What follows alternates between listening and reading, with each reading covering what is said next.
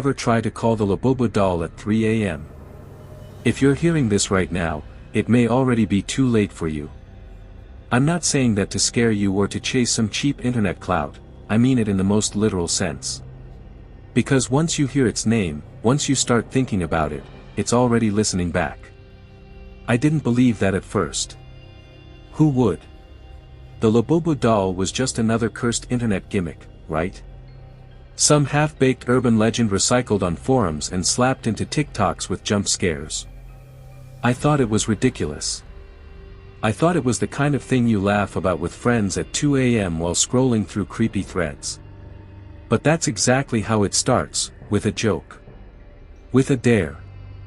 With curiosity. You see, I wasn't supposed to be afraid of dolls. I'm not the kind of person who jumps at shadows or whispers about Bloody Mary in bathroom mirrors. I'm the type who watches those viral 3 a.m. challenges and rolls my eyes. People talking to shadows, pretending doors slam on their own, it's all acting, all clicks and views. That's what I told myself. That's what I still want to believe. But the Labubu doll isn't like the others. It doesn't wait for your permission. It doesn't follow the same rules. And it doesn't just stop when you turn off the camera or laugh it away. Once you call it, it answers, and when it answers, it doesn't stop. I know how this sounds. You're probably thinking I'm just another storyteller trying to freak you out. But pay attention. You'll notice things as I keep talking, the faint pressure in your ears, the way the air feels heavier than it did before. Maybe your phone will buzz, maybe your lights will flicker. Or maybe, you'll hear the faint sound of breathing that doesn't belong to you. That's how it begins.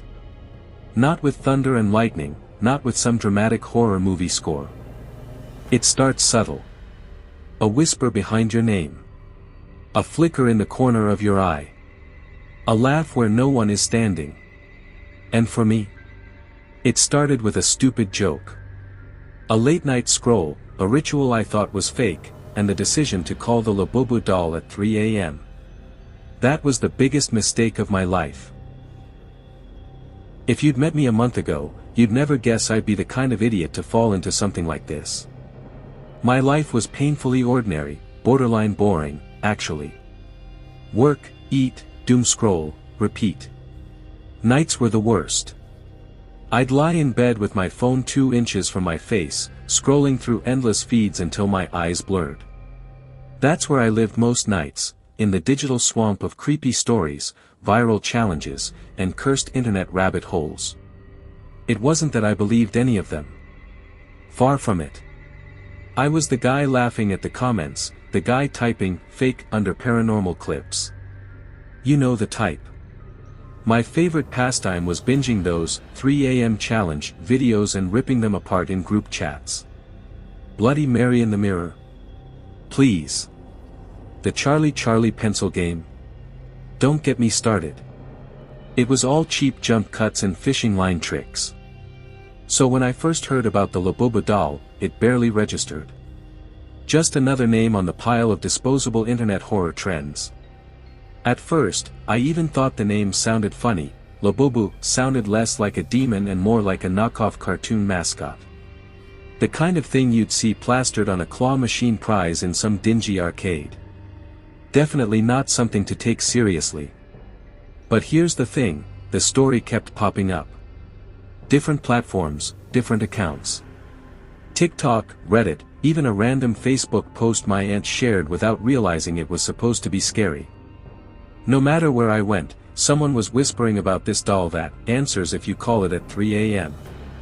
They'd tell the same half-formed story, kids daring each other, someone whispering into the dark, and then silence, followed by things no one wanted to explain. At first, I thought it was just a trend, a copy-paste legend people used to get views. But the more I scrolled, the more I noticed small differences. Rules. Patterns. One post said you needed a candle. Another said you had to use your phone. Someone else swore it only worked if you were alone. No matter how contradictory the details got, the warning stayed the same: don't finish the ritual. Don't call it. Don't let it answer. Of course, that only made me more curious. You can't throw forbidden knowledge at people like me and not expect us to bite. That's the hook, isn't it? Tell someone not to push the red button, and suddenly it's all they can think about. And yeah, maybe I was a little desperate for something different.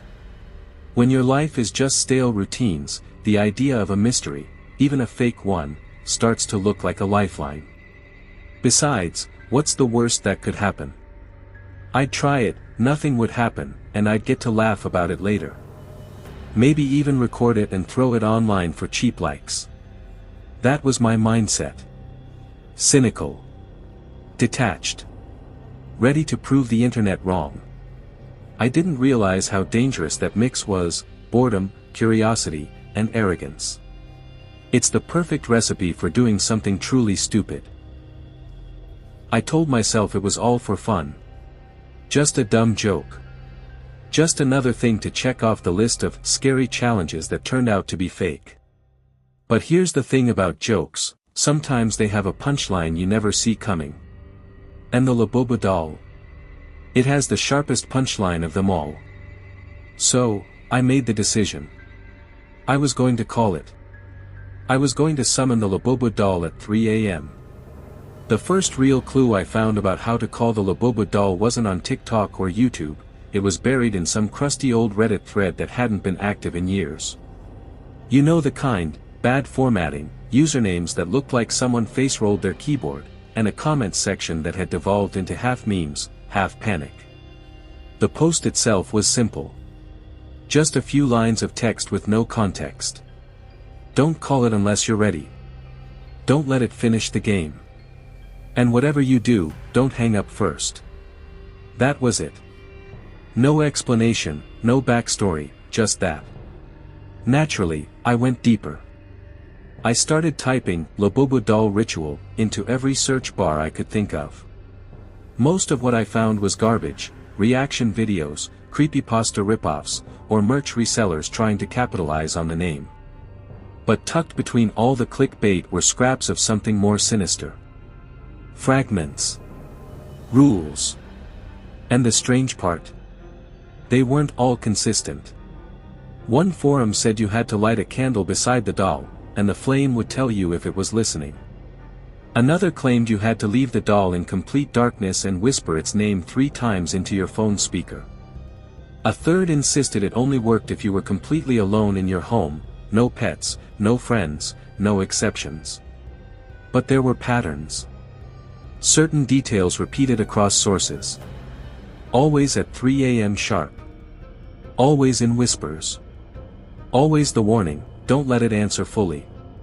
Some posts went further. People claimed the doll knew things, personal things.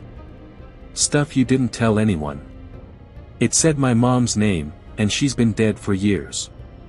It told me what I was wearing when I was 6. It laughed when I cried. Others never posted again. Their accounts just stopped. Threads ended mid-conversation. Replies asking, "Hey, did you try it? What happened?" got nothing but silence. I should have stopped there. That should have been my red flag, the internet's equivalent of a "turn back now" sign. But instead, I treated it like a puzzle. I started piecing the fragments together, filling in the gaps, trying to create a coherent set of instructions.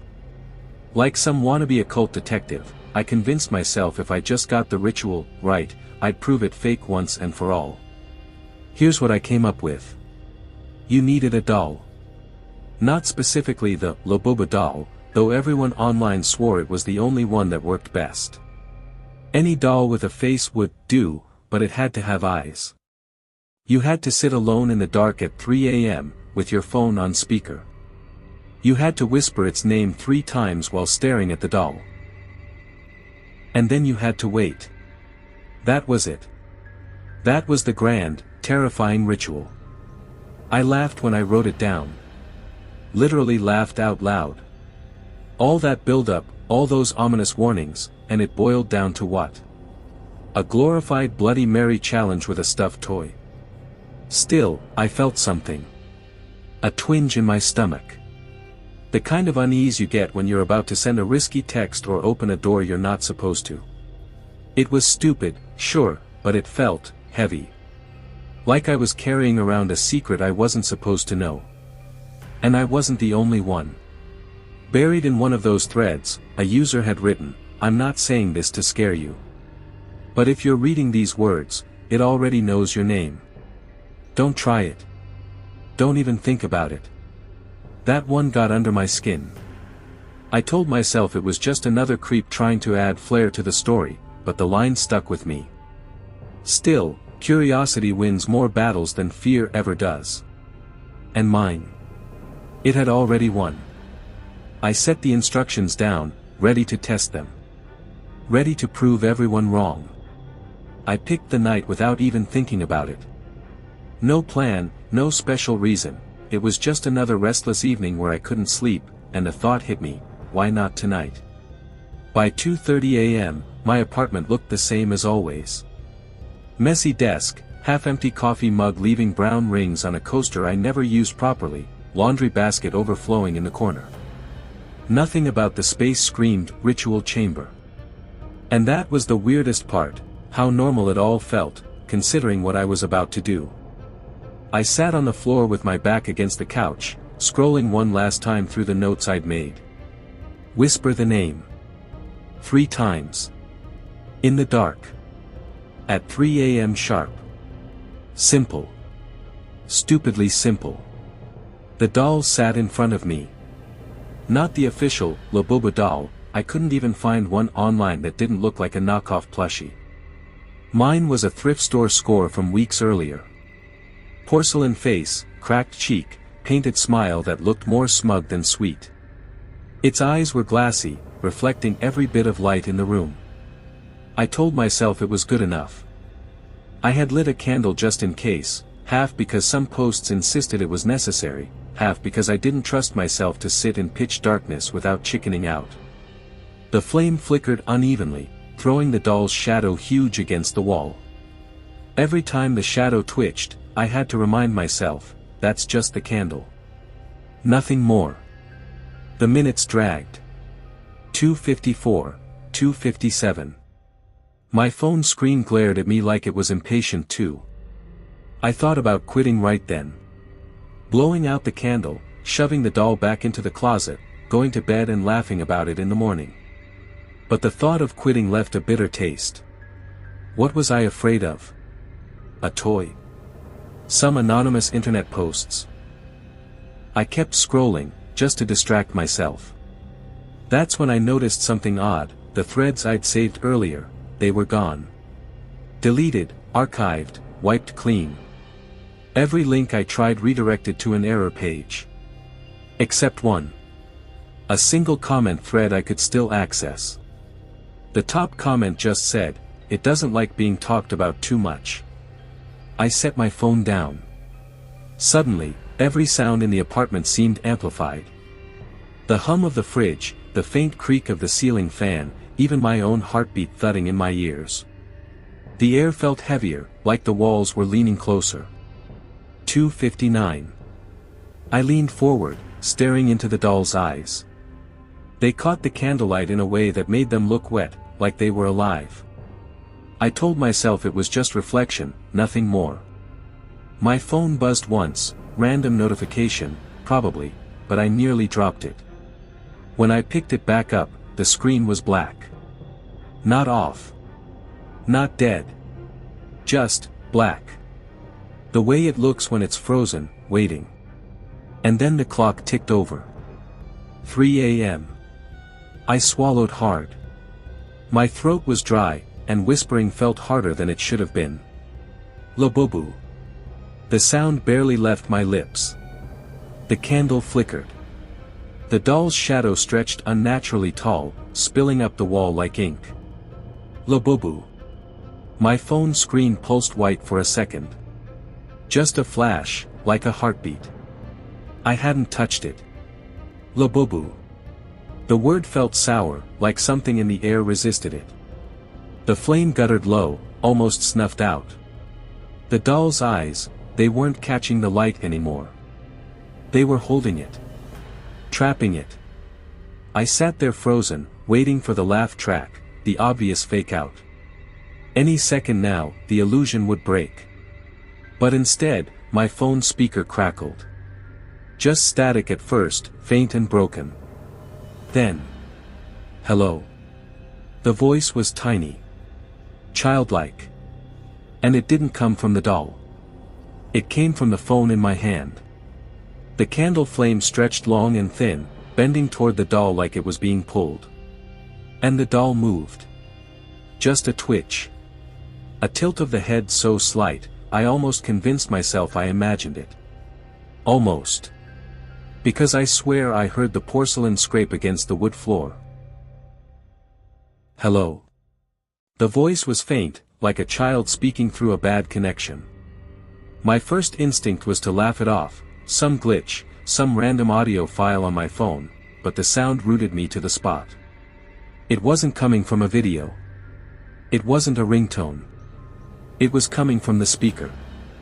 Live. I forced a laugh, shaky and too loud. Okay, nice trick. Which one of you idiots hacked my phone?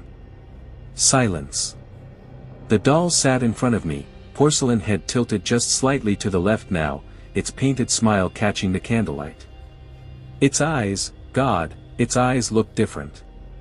Not glassy, not reflective. Wet. Like they were alive, staring right through me. Then the voice again, softer, almost playful. You called me. So. I came. My hand trembled around the phone. This is fake. It's a soundboard, or some app. Somebody's screwing with me. But deep down, I didn't believe it. Because the voice said my name. Not my username. Not something you could scrape off a profile. My actual name, the one I don't use online. I froze. How do you know that? A tiny giggle buzzed through the speaker, high-pitched and wrong. I know lots of things. Do you want me to tell you one? The doll's head shifted again. Just a fraction, but the scrape of porcelain against the floor was undeniable. The candle bent low as if something invisible leaned over it. I shook my head, even though I knew it could hear me. This isn't real. This isn't. You wore a red hoodie when you were 6, the voice interrupted. You cried because you spilled chocolate milk on it. Remember? My stomach dropped. I hadn't thought about that in years. Not once. Nobody else would know. Not unless they'd been there, and no one had been. How? Another giggle. The doll leaned forward. Its shadow on the wall looked bigger, wrong, its arms stretching long and thin, curling around me even though the actual doll hadn't moved more than an inch. You called me, the voice whispered, sing-song. Now we play. The phone crackled like static was chewing on the words. My throat tightened. Play what? The flame sputtered, as if the room itself exhaled. Hide and seek. My first instinct was to bolt, to throw the doll across the room and shut the phone off. But my body didn't listen. My muscles locked, heavy as lead. All I could do was sit there, phone buzzing faintly in my hand, doll's eyes pinning me like needles. I'll hide, the voice said. And you'll find me. The speaker went dead. The candle went out. Darkness swallowed everything. For a heartbeat, I couldn't hear anything, not even my own breath. Then came the sound. A scrape, slow and deliberate, from somewhere in the room. Porcelain against wood. I fumbled for my phone flashlight, hands shaking so badly I nearly dropped it. The beam cut through the dark, sweeping across the floor. Empty. Empty couch. Empty desk. Empty floor. The doll was gone. I nearly screamed. I whipped the light around the room, scanning every corner, every shadow. Nothing. Just emptiness and the sound of my own ragged breathing. Then, behind me, a whisper. Found you. I spun, flashlight shaking wildly, and for a split second I saw it. The doll, perched on the arm of the couch, head tilted all the way sideways, grin wide enough to crack its porcelain cheek. The light flickered, phone buzzing hot in my hand, and when I steadied it, gone again. The voice giggled, echoing from everywhere at once. "This is fun. Don't stop." I pressed my back to the wall, scanning desperately, every nerve in my body screaming. My rational brain kept begging me to stop, to shut off the phone, to do something, but all I could do was obey. Because deep down, I already understood the rules. I had called it. And now, the game had begun. I told myself it would be a stunt. A short clip to get some likes. But the rules the doll imposed were specific and merciless. It began with hide and seek, the voice on the phone crooning like a child who'd found the perfect hiding spot. "You hide. I count. Don't peek. If you peek, I'll count again. If you find me, you win. If you don't, I keep something of yours." "Keep what?" I asked. "Something you like. Something that keeps you safe," it sang. "Your sleep." I laughed once, a thin sound that vanished into the dark. Then I crawled under the bed because the rules said to obey. The doll counted, numbers pulsing in the speaker like static, and the apartment rearranged itself, chairs shifted a hair, picture frames angled against their will, a lamp tilted by an invisible hand. When it finished, it whispered, "Ready? Then, find me." My flashlight sliced through shadows that had begun to look strange. The doll had moved, I could feel it. The first time I found it, it was inside the microwave, folded into metal like a secret. It felt colder than room air, an animal's chill that seeped into my fingers. "Tell me one true thing," the voice demanded. "Say something you've never said aloud. If you lie, I'll take more." I offered a half-truth about feeling lonely. The lamp popped and went out. Darkness pooled, thick and tasting of pennies. Cold brushed my neck. The doll laughed. "You lied," it said. "Trade." Before I could refuse, the front door eased open as if someone had turned the handle. I slammed it, but the lock didn't catch. The hallway beyond stayed black and silent, footprints vanishing into the void. Things fell from shelves, books, mugs, like the place was shrugging me off. The games changed. Hide and seek flipped into truth or dare and then into naming. Name a person you love. Name the thing you fear. With each name, the doll took a small piece of me, a night erased, a memory blurred, a dream that never came back intact. When I refused, the consequences sharpened. I woke with scratches, thin, black lines that bled like ink. The TV showed static that formed faces I recognized from forums, then the images melted away. Between rounds, the doll whispered about other toys. "We are the toys that remember," it said. "We pass secrets like pennies." I pictured thrift shops, shelves of smiling things carrying ledgers of wishes.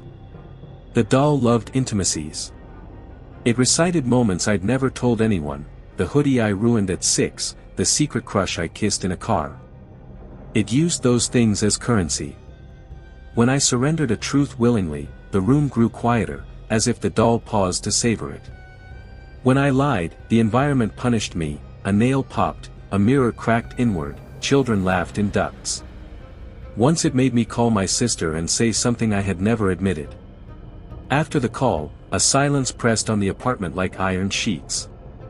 I slept without dreaming, but it felt like no sleep at all, hollow hours where I floated, awake in a body that wasn't mine. The stakes escalated physically. Furniture leaned, doors swung, shadows grew teeth. When I tried to leave, my hand passed through the hallway mirror and met a palm that wasn't mine. It slapped me with memories, showing me a room I'd never been in, a child's birthday with a cake that smelled of metal. I found a soot smear on my arm. The doll's voice giggled, "You see? You see what we keep." It wasn't only about fear. The doll wanted recruits. You will help them find us, it whispered once, making my name taste like a threat. It fed until satisfied, then hinted at more, other dolls, other rules, a network that expanded when told. Every confession I gave became a signpost, a map for someone else. Every snide comment I'd made online was a breadcrumb. When the round ended, the speaker hummed, "Good game." I sat amid overturned cushions and broken lamps, shaking. The doll's smile was permanent now, its cracked cheek like a promise. I understood that the game's point wasn't to win. It was to convert obedience into invitation. I had let it in, and now I would either keep my mouth shut forever or teach others how to knock. I tried to delete every trace, posts, comments, screenshots, but it felt pointless, the memory was already stitched into the world. Now every knock or notification feels like a tally being added. I know one thing, the game wants players, not winners. Not you, not quite yet, friend. By then, the apartment had stopped being mine. The first thing I noticed was the light. It was wrong, too thin, like someone had drawn a line of pale wax across the room and called it daylight. It came from angles that made no sense, slicing the curtains where a window shouldn't be. Pictures on the wall no longer held the moments they'd always held, faces in frames blinked when I didn't move, and the coffee stain on the coaster bled darker each time I looked away. Sounds went out of tune. My refrigerator hummed the same 3 notes over and over, a lullaby the building had never heard before. The fan in the bathroom spun counterclockwise and sang in a voice that wasn't a fan. I started to hear layering, 2 breaths, 3 breaths, a whisper beneath a whisper, until I couldn't tell which was mine. The mirror became a liar. At first, it lagged, a fraction behind my motion, then a second, then a full, obscene delay where my reflection smirked with a grin I hadn't formed. Once, when I reached up to scratch my neck, the glass smiled too soon and mouthed a word I could not hear but felt in my teeth. My phone showed messages I hadn't sent and photos I didn't take, a picture of a child's hand on a stained table, a screenshot of a chat thread I'd never joined. Names scrolled across the screen, handles from forums I'd lurked on, each one punctuated with a dot like a living unread breath. The voicemail inbox contained a message that was only static until I pressed play. Then a laugh unspooled, thin and wet, and underneath it, my mother's voice humming a lullaby she used to hum when I was small. The house rearranged itself. The hallway that had always led to the bedroom now forked like a question mark. Doors opened to rooms I hadn't owned, an attic that smelled of wet cardigans, a kitchen with a tiny chair stained with jam. My feet would carry me to them because they knew the layout better than I did. Once I touched a doorknob and felt a pulse under the brass, like a pulse that wasn't mine. At night the shadows multiplied. A single shadow would split into 2, then 4.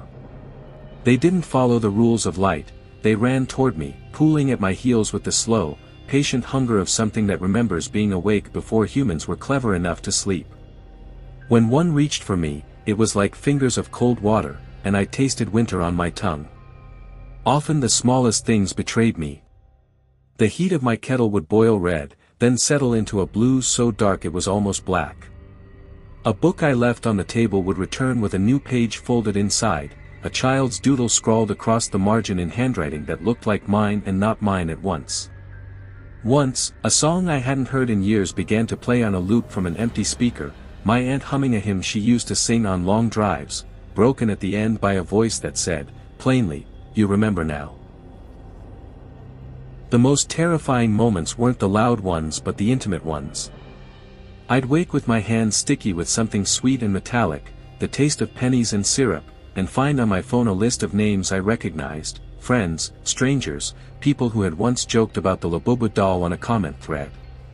Beside each name, a number, small, precise, like scores tallied for a game. Sometimes reality apologized, briefly. A chair would be where I left it, the kettle would be cold, and the sunlight would sit politely on the windowsill. I'd exhale and believe I was safe, until the apology eroded like chalk. Then the house would cough and the apology would be a lie that wore a smile. Worst of all, the doll began to appear where it shouldn't, under my pillow, in the bathtub, tucked inside the pocket of a jacket I'd left at the back of my closet. When I touched it, I felt a memory that wasn't mine, a child's hand tracing the lip of a cup, a woman humming in a kitchen that smelled of lemons and bleach. The memory would bloom and then be gone, leaving me with a small, courteous grief for a life I had never lived. I started to question cause and effect. Did calling the doll make the apartment unglue, or had it always been waiting like a slow leak behind the wallpaper, and my call simply wiped the surface away? At times I suspected the latter. The world felt thin, like an old book whose pages had been rebound around something else. And then came the voices that sounded like my own but weren't. They would repeat things I thought, finish sentences I hadn't yet spoken. One night, while I stood at the sink, whitening my hands under water that tasted like rust, I heard myself say, clearly and bright, "Should have never called." It was my voice, but softer, and threaded beneath it was a chorus of other voices whispering, "We remember. We are here." That chorus made the house intelligent. It began to test me. If I left the kettle on, it would whistle to a different song. If I put a blanket over the doll, the blanket would twitch. If I tried to delete an online post, my browser would paste in a circle of names I didn't recognize, until the cursor refused to move. My friends tried to help at first, offering logical solutions, sleep, therapy, unplug the devices. But they couldn't stay. The apartment taxed their nerves. One morning I woke to a video on my phone of them sleeping on my couch, their faces drained of color, eyes fixed on a spot behind me. In the frames, the dolls sat between them, smiling like a host at a terrible party. They left the next day and didn't answer my texts. Reality had become negotiable, and the price was memory. Each concession carved a notch into my life, the smell of lemon in my mouth, a missing photograph, a dream that no longer fit. The Labubu doll didn't smash things. It rearranged them, like a child who sorts trophies into new boxes and calls it art. I wanted, more than anything, to believe this was a fever dream. But the marks it left were stubbornly physical, a groove in the floor where something heavy had been dragged, a smear of clay that smelled faintly of citrus, a voicemail with breathing that matched the rhythm of the doll's counting. The house kept receipts of everything, and every receipt added up. Sometimes I would stand in the doorway of a room and listen to the city outside, car horns, a dog barking, the distant thump of a late-night bike chain, and the ordinary noises felt like a different planet. I'd press my palm to the glass and think of the world beyond the warped room, then realize with a sick clarity that the world I had woken into was only one of many, and I had cracked a pane between them. The breaking kept happening, small and precise, until I no longer trusted any line that divided before and after. I thought breaking it would end things. I thought leaving would sever the thread I'd stitched into the world. I grabbed the doll by the neck and brought it down hard on the sink. Porcelain cracked with a sound that felt like justice. Shards skittered, the candle guttered. For a breath I believed I had done it. My phone buzzed. The voice, amused, said, "More." I fed pieces to the flame until the smoke tasted like scorched sugar. The cracks darkened and then, impossibly, drew together. The face smoothed. The doll sat whole, as if my violence had been an offering it enjoyed. Panic sharpened into one plan: leave. I shoved the doll into a tote, grabbed keys, and ran. The stairwell felt wrong, the night outside looked like a drawing. I barreled across streets, the doll a heavy secret at my side. In a small bar I ordered water and unzipped the tote. Under weak light the doll looked ordinary. Relief eased me. When the phone buzzed, the voice was patient: "Come back." I lied to the bartender and left. Distance felt like safety. For a moment I believed I had accomplished something simple, moving the problem away from me.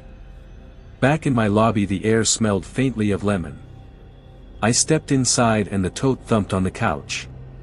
For a second nothing shifted. Then the doll sat up as if it had been there all along, head tipped and grin waiting. I had carried it away and brought it back in the same breath. Rage hit like cold water. I smashed a chair across the doll, wood splintering. It toppled and lay on its side. The speaker hummed, "Thank you for trying." Something cold brushed my ankle. A mirror flashed a scene, me older, surrounded by dolls on a shelf, smiling a smile I hadn't earned. The reflection mouthed words I could not hear. The apartment felt like a book with pages rearranged. I lunged for the doll. My phone skittered and a chorus of voices rattled names. My own name folded into the chant like a hook. I tried bargaining, delete posts, leave town, say nothing. The doll listened, patient.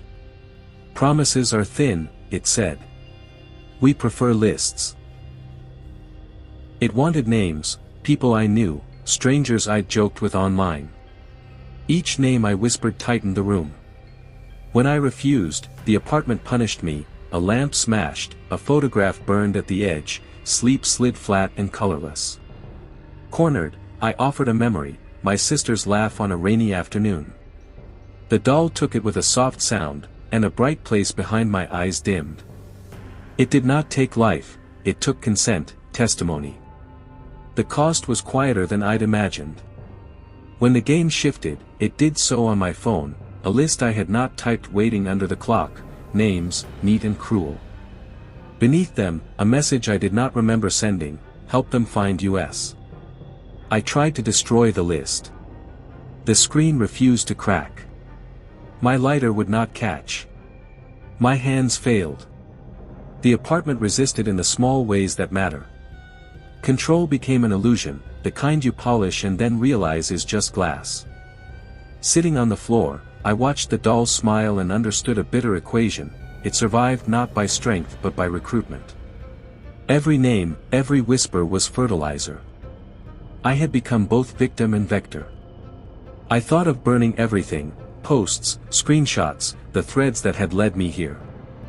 I imagined walking into water and letting the current erase my steps. But the doll did not want things alone, it wanted routes. It wanted curiosity to become habit. It wanted me to point others toward the seam. Outside my window, a neighbor's TV played a show I half recognized, altered as if someone had edited out meaning. The city carried on, coffee carts, late trains, but I moved through it like a character in a film whose director had left no notes. Every laugh I heard felt like a tally. I thought of my friends, who had flicked off the conversation nights ago. I thought of the forum names I'd scrolled past and judged. One by one, they were no longer harmless. Each click I had made was a seed I hadn't noticed I'd planted. That realization made my stomach drop in a way the physical danger never had, the knowledge that my curiosity had created vectors. The worst part was understanding that escape might mean becoming a liar for the world, saying nothing, teaching nothing, shrinking my life until it could not be used. It was a coward's exile, but maybe the only mercy left. I looked at the doll and thought of posting an apology, of erasing every trace, of naming nothing. The voice on my phone answered before I could decide. "Thank you for choosing silence," it whispered, and the room felt colder for the compliment. It didn't come as a jump scare. It came like a leak under a door. The revelation wasn't a sudden flash but a slow uncoiling of something I had always suspected but never wanted to see. It started with a notification. A private message from an account I didn't remember following, subject line, "Do you want to know what Labubu really is?" I should have deleted it. Instead, I opened it. The message was a single link, no preview, no sender name. My thumb hovered. Somewhere, far away, a kettle began to whistle in the pitch of a child's laugh. I tapped. The screen filled with text, black on black, then white on white, until my eyes found a pattern, a ledger of names. Thousands. Handles, first names, nicknames. Next to each, a number and a date. Some were decades old. Some were days old. Some were people I recognized from comment sections, from late-night Discord chats, from old threads about cursed objects. My own name pulsed in red near the bottom, a date attached, tonight. Then the screen scrolled on its own. I saw pictures, grainy shots of thrift store shelves, of playgrounds, of the backs of heads. The Labubu doll in different forms, missing an eye, stitched in velvet, carved in wood. Always with the same painted grin. Beneath each image, a word, host. My throat went dry. The doll wasn't a single doll. It was a template. A pattern. A virus disguised as nostalgia. A set of rules hiding inside a children's toy so ordinary it could pass from attic to yard sale to child's arms without a second glance. Each dare, or call, or game was a handshake in an endless network. We weren't victims. We were relays. The text changed again, this time a paragraph addressed to me. You were curious. Curiosity is invitation. You played. Now you will carry. Do not be afraid. We need carriers. We remember everything. The walls shivered. The doll on my table sat straighter, as if listening. My phone speaker bled a sound like wind through reeds. Then, softly, say it out loud. What? Our name. I swallowed. Labubu. The power died. Not just in my apartment, down the street, the block went dark. Only the phone glowed. The doll's shadow stretched up the wall and split into 4. And then it began to show me things, like flipping through channels on a forbidden network. Children in basements whispering the rules. Adults in hotel rooms drawing circles on floors. Shelves of toys blinking in unison. A map of the world where red dots pulsed over every city, every small town. I saw myself, days from now, standing in a different room, speaking to a different camera, telling someone else the story of the Labubu doll. The caption below read, new upload scheduled. No, I said out loud. I'm not uploading anything. I'm done. The doll tilted its head. My phone buzzed and displayed a draft of a post I hadn't written, already tagged and formatted for the forum. The first line, if you're reading this, it's already too late. It didn't come as a jump scare. It came like a leak under a door. The revelation wasn't a sudden flash but a slow uncoiling of something I had always suspected but never wanted to see. It started with a notification. A private message from an account I didn't remember following, subject line, do you want to know what Labubu really is? I should have deleted it. Instead, I opened it. The message was a single link, no preview, no sender name. My thumb hovered. Somewhere, far away, a kettle began to whistle in the pitch of a child's laugh. I tapped. The screen filled with text, black on black, then white on white, until my eyes found a pattern, a ledger of names. Thousands. Handles, first names, nicknames. Next to each, a number and a date. Some were decades old. Some were days old.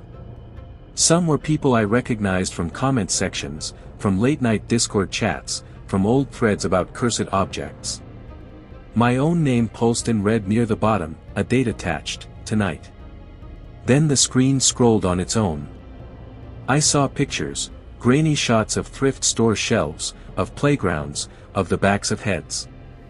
The Labubu doll in different forms, missing an eye, stitched in velvet, carved in wood. Always with the same painted grin.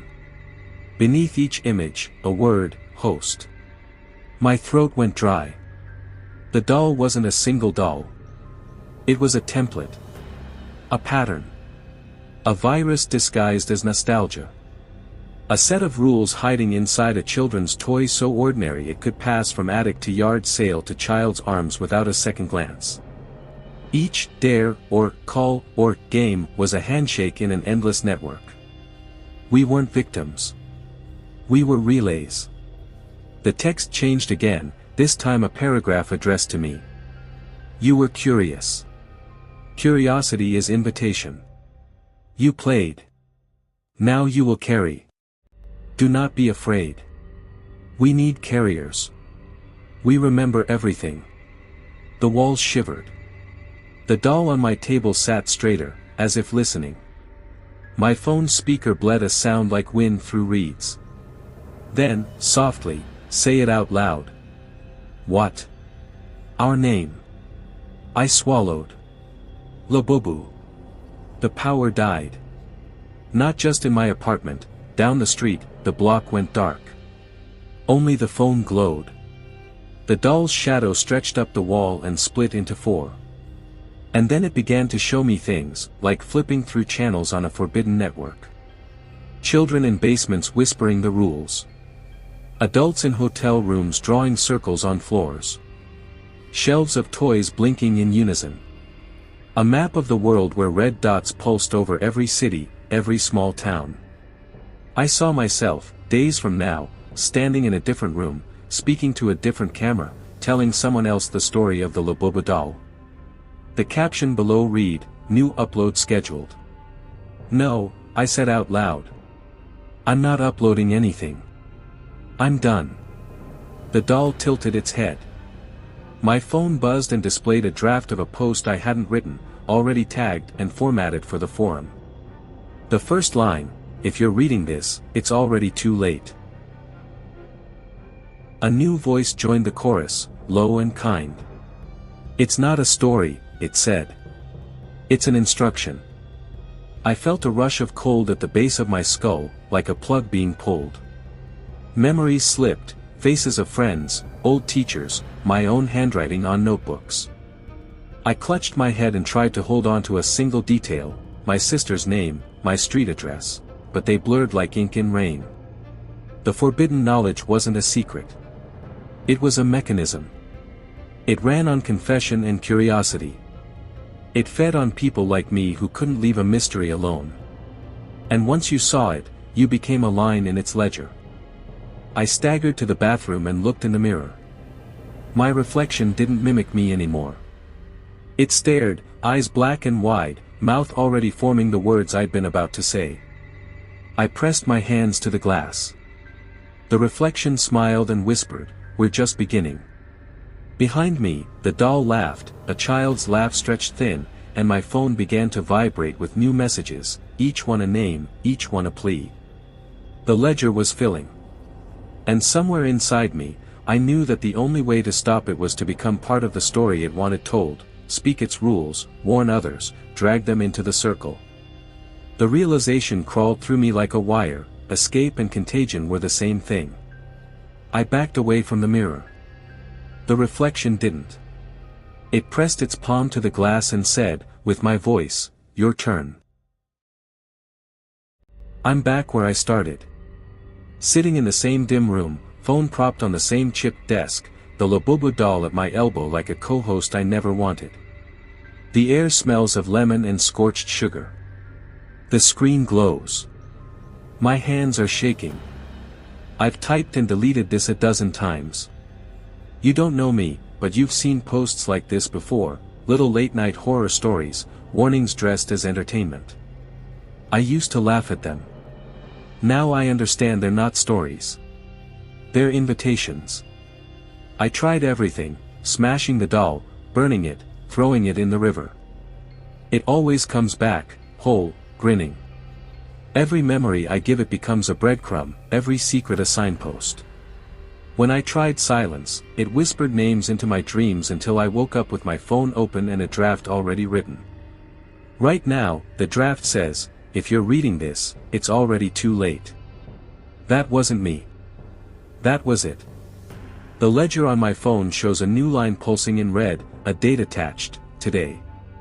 The doll's shadow stretches up the wall, splitting into 4, into 8. The room flickers between now and not now, my apartment / some child's bedroom / a thrift shop aisle.